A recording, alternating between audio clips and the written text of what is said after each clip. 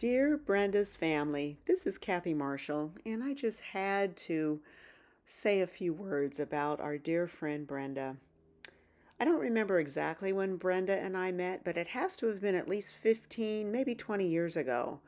Somehow she learned I was an artist, and she and Jim came to one of my sculpture garden parties. I can still picture them walking among the metal and wood and clay, the late afternoon air warm against our faces, pieces of sculpture catching the light as if they had been waiting for her to notice them. She liked my art and bought a piece. Later that year, right before Christmas, when the season itself already felt full of sparkle and goodwill, I received a phone call from Jim asking if he could come over to my sculpture garden and select another artwork for his wife for Christmas. I thought it was so sweet that he cared so much about making her happy with a piece that she would love. There was tenderness in that request, a hush of devotion beneath the practical question of which piece to choose. Jim would call several more times over the years, picking out a piece that he thought his wife would appreciate. One day Brenda called and asked if I would be interested in coming to her house for a little dinner party.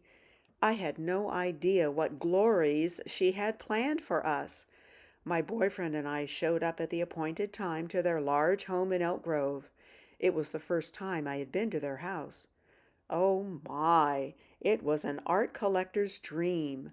The house seemed to breathe with color, texture, memory, and imagination. There were treasures everywhere, objects with stories clinging to them, beautiful things gathered from places I had only read about, and my own sculptures settled among them like beloved members of the household. I did not realize how many of my art pieces they had purchased over the years. I counted about 15. I truly felt blessed that she loved my art that much. It moved me more than I could say to see that my art had not only brought, but welcomed, lived with, and was cherished. But the real treasure, the real pleasure was dinner. It wasn't just a dinner. This was like the soirees I read about in French class, where all of the best writers would gather together with their pipes, cigars, cigarettes, snuff, and drinks, sitting around fancy place settings. I remember the sense of being swept into something larger than a meal, the gleam of plates and glasses, the soft clatter of utensils, the rise and fall of voices, the warmth of conversation gathering around us like candlelight. People would be discussing erudite topics and politics and the like. But in Brenda's case, she would transport us to another part of the world to experience the foods of Africa or Asia or Spain or wherever she chose to take us that evening. The house would be decorated in that theme, as if we had crossed an ocean simply by stepping through her door. The exotic smells from different types of spices wafted through the house as we made our way toward the kitchen where the magic was happening. Warm cumin, bright citrus, garlic softening in oil, sweet smoke, pepper, herbs, and unfamiliar fragrances that made the mouth water before we had even sat down. Brenda had pots and pans on the stove, on the cutting board, the side shelf, on the sink, in the oven. Everywhere you looked, you would see and smell something unique, unknown, fabulous. Sauces bubbling, steam fogging the air, vegetables shining in bowls, breads or pancakes waiting to be filled, platters beginning to take shape. It was amazing. I marveled at how she could do all of that work, generally for 6 to 8 people, and to keep cognizant of what needed to be spiced, what needed to be stirred, what needed to be baked, in order for the dinner to come off like she wished. And she was talking continuously as she worked her food magic, her voice weaving through the kitchen sounds, making everyone feel included, expected, and cared for. And Brenda did like to talk. She didn't just make and serve dinner. No, she explained where a particular dish came from, how they filled the pancake with this sauce or that meat, what prayer or words they would utter before the first bite, etc. She regaled us with stories about her world travels and the cooking classes she took from that place. You could almost hear the markets she described. Imagine the clang of pans, the the laughter of teachers, the rustle of baskets, the heat of another country's sun. Brenda would purchase dishware, servingware, and other accoutrements from those exotic places. And when she placed them on the table, they carried the weight of memory and adventure. I remember one of the dinners she had a basket that was woven from the Gullah Geechee of South Carolina, I believe. I can't remember the details, just that the dinner was fantastic. The conversation during dinner was entertaining, and the whole evening had the glow of something rare and generous. Brenda's inner radiance shined especially brightly during those times. I always appreciated Brenda's can-do attitude. No matter what body part wasn't working at the moment, it did not interfere with her brain's desire to do something fun or exciting or different. There was a kind of fierce brightness in her, a refusal to let discomfort have the final word. She was an Energizer bunny, even when life made things harder than they should have been. Brenda seemed to say with her whole being that joy was still available, curiosity was still alive, and there was always some wonderful thing worth doing. And her children, oh my, how proud she was of her children. She told me that Jessica was working on her first book and that it was absolutely fabulous. In early July 2026, Brenda called me and said she'd be over in 5 minutes. I went outside and waited for her. Soon she was backing that huge car of hers into my driveway, tires crunching softly, the car seeming almost too large for the little errand of love she was carrying.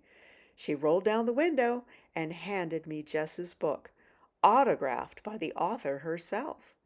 I can still feel the sweetness of that moment.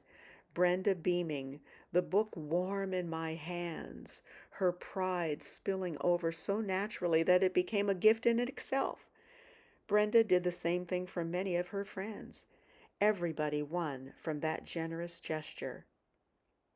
Every page I read reminded me of Brenda, the person readers would certainly aspire to be like, a never-ending fount of joy. Readers will want to wake up every morning with a big smile and a good morning greeting, knowing they can strive to make their life as wonderful as they want it to be. The book gives lots of hints on how to blossom. Brenda would also brag on Brian and his family, and so glad they moved closer to her. She was always impressed with his work acumen and skills. And of course, Brenda loved her dogs, even though they had a lot of hair to vacuum up every day. We cannot forget Jim, the love of her life.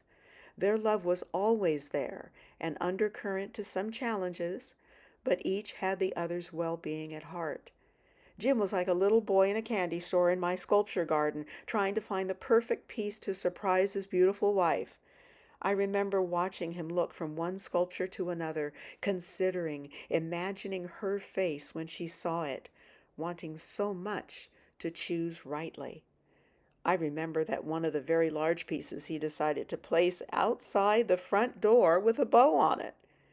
I can imagine the ribbon bright against the artwork, the anticipation of the surprise, the quiet happiness of giving something chosen with love.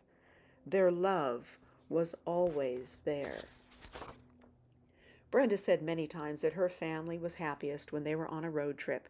It didn't matter where they went, just anywhere outside of the house made all three of them the happiest. She always wanted to make her family happy, so she continually planned vacations and road trips to keep the homeland peace.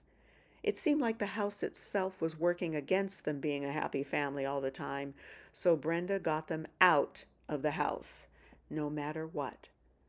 Anyone who knew Brenda knew she always tried to look at the bright side of things, everything. That brightness was not shallow. It had depth to it, earned through real life, real aches, real disappointments, and still she turned toward the light. She made people feel that things could be managed, that laughter could rise again, that a good meal or a road trip or a conversation could shift the whole day. That's why so many people gravitated toward her. I feel so honored and lucky to have met Brenda and seen what resilience a person can have if they only put their mind to it. Growing older, as the aches and pains get more stubborn and vocal, I hope I shall always remember Brenda's "we can still do something" attitude. I hope I will remember the sound of her voice rising with enthusiasm, the warmth of her welcome, the fragrant steam of her kitchen, the sparkle in her stories, and the way she made ordinary time feel abundant.